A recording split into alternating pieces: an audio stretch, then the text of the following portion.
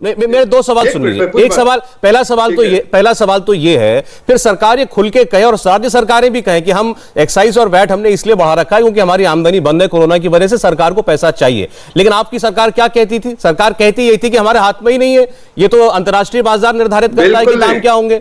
बिल्कुल नहीं। आपको मैं स्टेटमेंट दिखाऊंगा पेट्रोलियम मिनिस्टर का, धर्मेंद्र प्रधान जी का। उन्होंने बहुत साफ लफ्जों में 3 बातें कही थी, मैं दोहरा रहा हूं उसको।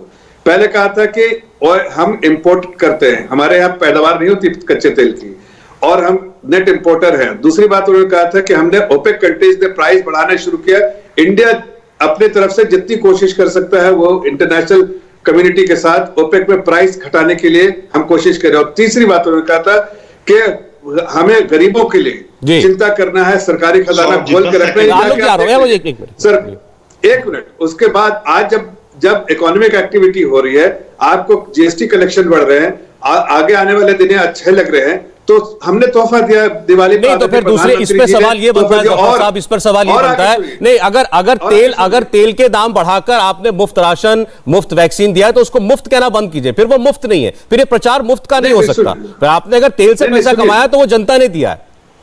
एक मिनट सुनिए, आगे आने वाले दिनों में भी मैं वादा कर रहा हूं आपसे कि हमने बराबर का ये टेम्पोररी प्राइसेस है, और हम आगे जनता की चिंता करते हुए आगे और भी एक्साइज में कमी आएगी, एक बहुत बड़ी राहत दी है 10 में। लेकिन ये जो ऑटोमेटिक जो कैलकुलेशन, जो फॉर्मूला के हिसाब से जो वैट अपने आप ही कम हो जाता है, इसलिए कि जो वैट का कैलकुलेशन है वो लिंक्ड है एक्साइज ड्यूटी के बाद, इसलिए इनका जो इम्पैक्ट है थोड़ा अपने आप कम होता है, इट ऑटोमेटिक प्रोसेस। लेकिन मैं कांग्रेस वालों से पूछता हूं, कल तक एक्साइज का जो आप ड्रामा कर रहे थे, आज आपको कह रहे कैलकुलेशन, अरे कैलकुलेट ऑटोमेटिक तो कम होता ही। मुख्यमंत्री बताइए कि आप ऊपर से क्या करेंगे? ठीक सवाल है, इसका जवाब जरा तृणमूल कांग्रेस के नेता भी दे दें एक बार। बादल देवनाथ जी हमारे साथ है। जी एक सर एक मिनट, एक कमेंट ले लूं मैं, उसके बाद आ जाता हूं। एक 10 सेकंड, मैं सिर्फ पूछ रहा हूं कि टीएमसी और कांग्रेस के नेता से ये पूछिए, क्या जो गुजरात में जो है वैट, वो वैट को क्या राजस्थान में और वेस्ट बंगाल में करेंगे, क्या उस लेवल पे लाएंगे? ये जनता से वादा किया दिवाली के दिन 25% वैट है कोलकाता के अंदर, हमारे डेटा के मुताबिक 25% वैट लगता है, या 13 रुपए 12 पैसे लीटर जो ज्यादा हो। अब देवनाथ साहब, सवाल तो वाजिब है। देखिए, सारी पार्टियां केंद्र से कह रही थी दाम कम करो, एक्साइज घटाओ, इन्होंने घटा दी। कम या ज्यादा की पर हम बहस कर सकते हैं, लेकिन उन्होंने घटाई है। अब सरकार वैट घटाए, अब ममता सरकार भी वैट घटाए।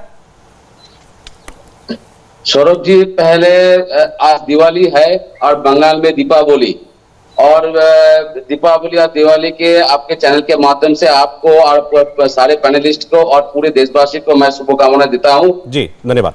और सौरभ जी, पहले मैं जाफर भाई को मैं कहना चाहता हूँ, मुफ्त का वैक्सीन का मतलब क्या होता है? जाफर भाई, मैं आपके साथ तो बहुत बार डिबेट किया, लेकिन मुफ्त का मतलब क्या है? आप बीजेपी के फंड से दिया है पैसा, ना आपका घर से, ना मोदी जी का घर से पैसा से मुफ्त में देश को दिया। इसका मतलब क्या है? आपका दया कर रहा है, आप देश के लोगों को दया कर रहे हैं। देवनाथ साहब, वो तो मैंने इनसे पूछ लिया, वो तो हमने पूछ लिया। आप बताइए, आपकी सरकार वैट घटाएगी? बंगाल सरकार वैट घटाएगी नहीं? तो चोला पहनते हैं जी, झोला तो भतीजा लेके घूमता है।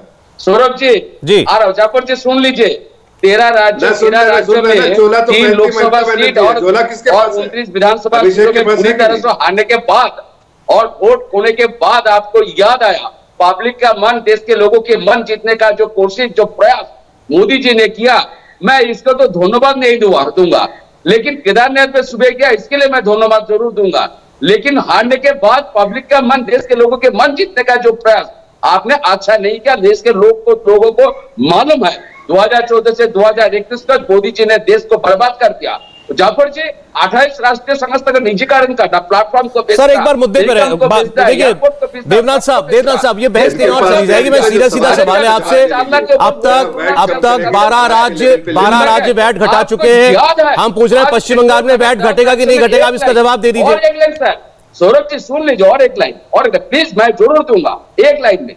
10 राज्य भाजपा का जो दबाव, जो पॉलिटिक्स का जो दबाव आप भी कीजिए, मतलब टैक्स का, जीएसटी का पैसा अब तक तो नहीं देता बंगाल के लोगों को, और जो घटाने का कम करने का जो बात आप कर रहा है, ये तो ममता जी डिसीजन लेगा, स्टेट गवर्नमेंट डिसीजन लेगा, ममता जी पार्टी का जनरल सेक्रेटरी उन्होंने डिसीजन लेगा। हम सब डिबेट में जरूर बताएंगे आपको ममता जी कब होगा लेकिन डिसीजन, बिल्कुल बताऊंगा डिसीजन कब होगा। ये इतनी 12 सरकारें तो डिसीजन ले चुकी कल से। जल्दी ये काम करने का जो मतलब क्या है, मतलब तुम भी करो 10 राज्यों में 13 राज्यों में हारने के उपचुनाव में हारने के बाद, अरे सर हारने के बाद ही मान लीजिए अगर इनको लगा कि भाई हमारा नुकसान हो जाएगा, हमको महंगाई कम करनी है, तो महंगाई तो बंगाल में भी होगी ना। समझ लिया देवनाथ साहब, बंगाल में भी तो महंगाई होगी ना।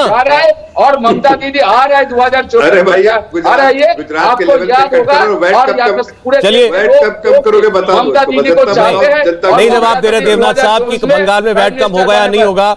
चलिए ठीक है, आपने कहा ममता जी फैसला करेंगी, लेकिन आपको मालूम नहीं कि फैसला कब होगा भी कि नहीं होगा। इंडिया टीवी हर वक्त हर जगह डाउनलोड करने के लिए सर्च करें India TV news Google play store या ऐप स्टोर पर।